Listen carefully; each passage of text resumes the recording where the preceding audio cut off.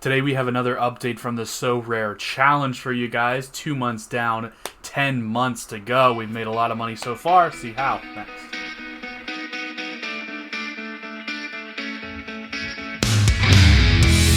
Hello and welcome into another video on the channel. This is Chris, the MLS card guy, and today we're going to be breaking down the Sorare challenge. A little update here, part 3 I believe, so we're going to tell you where we're at.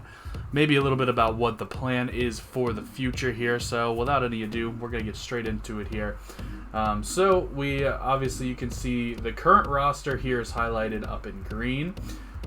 So we do still have 4 defenders now. We have 2 forwards. We did get our first goalkeeper, and we have 2 midfielders. So obviously, a little bit bigger budget now than what we had before. You can see the numbers over here. The current price that we paid for the roster is 0.4 ETH. That's been acquired through prizes, through trading. We'll get into that here in a little bit as to the breakdown of that. And then also, you can see that we have about a 0.05 ETH on hand to upgrade the roster. We're going to be making some moves here in a little bit as well. So you can see where we started, 0.194 ETH. Currently we're at 0.45 ETH. If you add these two together, that's roughly where we are. And you can see the breakdown here at the bottom. Oops, scroll too far there. You can see the breakdown here at the bottom. So out of the prizes that we've won, we haven't won any card prizes. We got very, very close this week. We're going to wind up about 3 points short of the Global All-Star prize cards this week. But we are going to get this 0.02 ETH, which is obviously a big deal on our small budget. We want to try to hit this prize as many times as humanly possible. That 0.01 ETH should be our baseline minimum. So we've hit that 6 times in 2 months. Really not bad at all. I think there haven't been too many weeks where we haven't hit anything at all. And most of the time when we don't hit anything, it's been my fault. I've just been poor lineup decisions. So we are hitting the prizes consistently. That's what we want to try to do. We want to slowly grind out that ETH and slowly build up our account. So we have gotten to a place here where we have a little bit. We can kind of invest a little bit. You can see we've actually gone for a couple goalkeepers in the past. We went for James Pantemis, and then we took a loss on him actually. We cut our losses, which turned out to be kind of a bad decision. We ended up going and switching into Maxi Croupeau, which ended up being a great decision. As you can see, we made almost 0.06 ETH off of that deal. And then we used that ETH to go and buy Brad Stuver, who's our current goalkeeper. He's actually up about 0.03 ETH from that as well. He's at like 0.17 right now, I believe. So we're doing really well with the goalkeepers. That's a big deal when you can get to your first goalkeeper out of your account.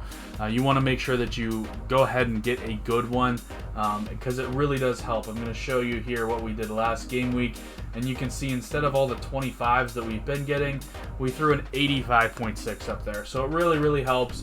We ended up with a 328.69. Didn't quite get enough out of Benji Michel to get that card. Or Mensa, really. Mensa should do a little bit better than that, but Jose Martinez with a big week. We had him captained, and then Brad Stuver came through for us as well with an 85.6. So we do hit that 0.02 ETH.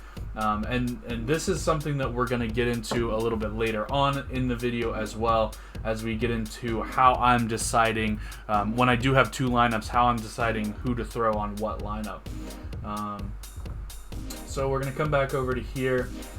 We will be doing a video later this week about different targets that I'm going to have as we hit this period of the off season, and it's really a good time here in probably a couple of weeks.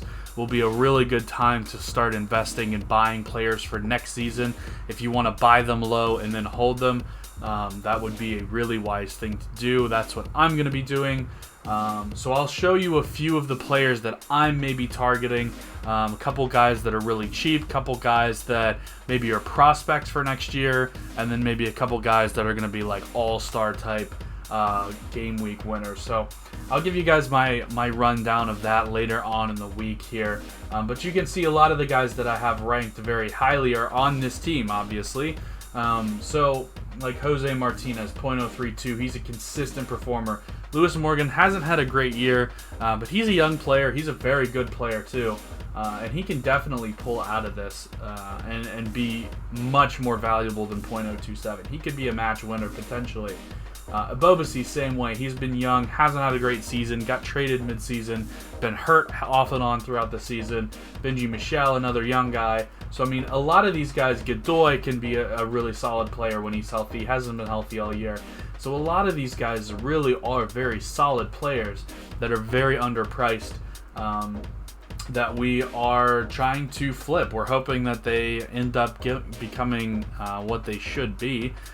We hope that they kind of pull themselves out of the rut, and that's kind of what we're looking for. Is we're looking for players that are down a little bit, that are maybe off form, because form never stays, but the type of player always does stay. So you can see a lot of guys in here that we've bought and sold multiple times as well. So you can see a guy like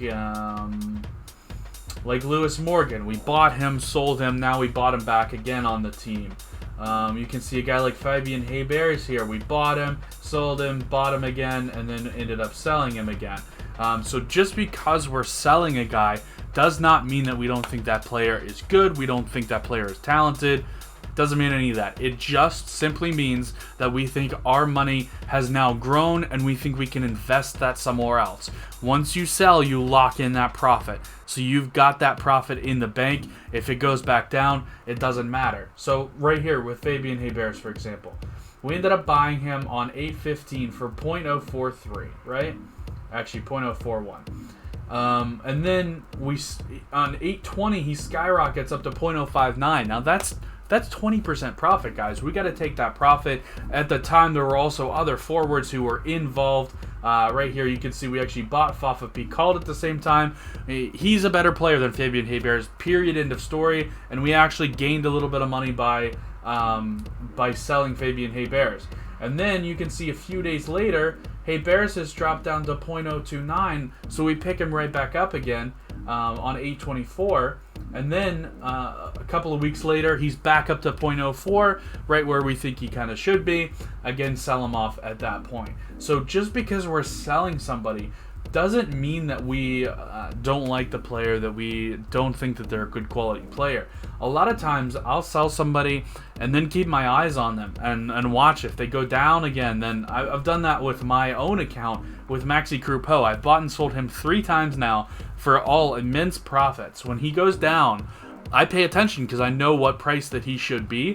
When he drops below that price, I'm right there to snap him up. He inevitably is going to go back up because I know what type of player he is, and then I'm going to take the profit again and sell. I'm not going to hold on to him, hope that he goes to the moon. I'm just going to take what I can get and then ship it off into somebody else's profit.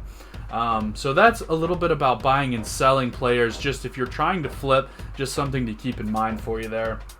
As far as the lineup kind of choices, so now we have 2 lineups. We are going to try to keep 2 lineups for the rest of this challenge, unless things go poorly and we start losing money, which I don't anticipate. We're going to try to keep 2 lineups throughout the rest of the challenge. So how do we decide who goes into what challenge? Do we kind of split the teams evenly? Do we have one big team and one small team? And which competition do we enter the big team into versus the small team? So right now with this global all-star lineup, I mean, Keegan is a very good player. Martinez is a very good player. Laszlo Abubakar is a very good player. Outside of Abubakar, nobody that I have on this roster is going to put up an 80 point, well, outside of Stuber, I guess, and Jose Martinez. But generally, these guys are not going to put up 80, 85 point games. Jose Martinez has like 2 assists all year, just happened to have one last week. Normally, he's going to put up a very solid 55, and we'll take that every single day of the week. So we're going to add these kind of guys, the Jose Martinez type of guys, into our Global All-Star 4 lineup. He's just much more consistent. Every week I'm going to get a 55 out of him instead of a guy like Benji Michel, who I'm starting right now out of necessity. A guy like Benji Michel, he's going to have a few games where he scores, he assists, and he puts up 60, 65. But then he also has some games where he kind of ruins your lineup here. 31.4, we ended up being 3 points away from getting a card there. If he is just a consistent Fabian Hebers type 40 every single game, we probably get a card off of that lineup. So with the Global All-Star, we're looking for guys that are consistent, that start every game, that always are going to put up 45 to 55 points no matter what happens. That's the kind of guys that we're looking for. And then when we get into Champion America, this is just kind of the backup team. I just have them because I have enough people to make a team. I don't expect this team to do very well. We need a little bit more money before I can really start to challenge in Champion America 4 and really start to go for cards. But Lewis Morgan has a pretty good start. Abobasi, once he comes back, will probably be pretty good. These two guys, Godoy and Lima, will definitely need to be upgraded. But with Champion America 4, we're looking for the big guys. We're looking for the match winners like Lalas Abubakar. He has 80s all the time. He's a great player, but he also has 30s sometimes. Randall Leal, another example. Great player, scores and assists very frequently. But when he doesn't score an assist, he's not exactly having a lot of tackles and interceptions and winning the ball back and putting up consistent numbers every single day. So those are the types of guys that I'm going to want to put into Champion America 4 moving forward. I don't own Randall Leal anymore, but those are the types of guys that we want to put into Champion America 4. The other thing is, in case of a tiebreaker, I would say to put all your eggs in one basket. Try to make one lineup that is as good as you can possibly make it, and then make a second lineup out of whatever's left over. You want to give yourself the best chance to win every week. If you go 50-50, chances are both those lineups are going to fail. Whereas if you go 100-0, your 100 lineup has a chance of actually succeeding and winning a card. Now that goes for only when you're trying to win cards. If you're in Global All-Star 4, you need to make sure that you have that baseline covered, because you're not just trying to win cards, you're trying to make sure you get that baseline as well. So that's a little bit about how to select your lineups moving forward. But overall, that's going to do it for the video. Pretty short and sweet. Just wanted to give you guys a little bit of an update about how we're doing. Obviously doing really, really well. 500 from the first month, about 450 from this month. So we've almost tripled our money here as we get towards 2 months into the challenge. We're going to continue to look for those opportunities to flip cards.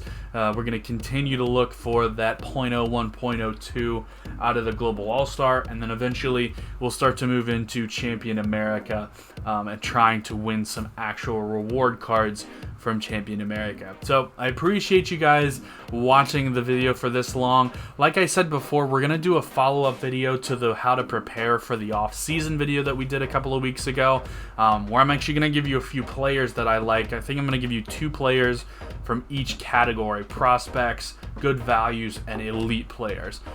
So we'll give you a couple of players to kind of keep an eye on, kind of take a look at, see if you might want to snag one of them. If you do have any suggestions for players that you think are going to really pop off next season and be great values, great time to buy now, definitely leave a comment and we will get those into the video later on this week. But until the next time, Vamos United.